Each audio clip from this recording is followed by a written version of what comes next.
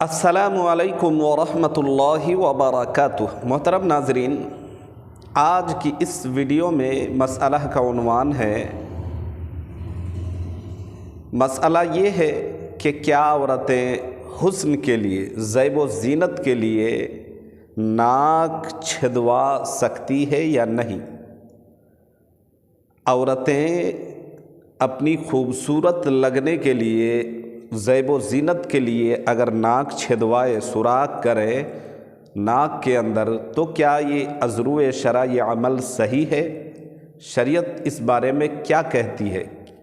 رہنمائی فرمائے۔ ایک صاحب پوچھتے بھی ہیں فون کر کے، تو دیکھیں اللہ کے نبی جناب محمد رسول اللہ صلی اللہ علیہ وسلم کے زمانے میں کان چھدوانے کا رواج تھا۔ کچھ لوگ سنی سنائی باتوں پر عمل بھی کرتے ہیں، چونکہ علم ہوتا نہیں ہے، جانکاری ہوتی نہیں ہے، اور سنی سنائی باتوں کو دوسرے تک پھیلاتے اور شیئر بھی کرتے ہیں۔ کچھ کا خیال یہ ہے کہ ناک چھدوانا یہ جائز نہیں ہے، حرام ہے، اس لیے کہ جسم کی ساخت جو بناوٹ ہے باڈی کی، اللہ نے جو جسم اور جثہ اور حسن اور شکل و صورت بنائی ہے، اس کے اندر ترمیم کرنا، بدلنا اور نقشے کو بگاڑنے ہے کان چھدوانے سے، ناک چھدوانے سے۔ اس لیے کچھ لوگوں کا خیال ہے کہ یہ عمل جائز نہیں ہے، مگر یاد رہے کہ جناب محمد الرسول اللہ صلی اللہ علیہ وسلم کے ایام میں، ان کے زمانے میں کان چھدوانے کا رواج تھا۔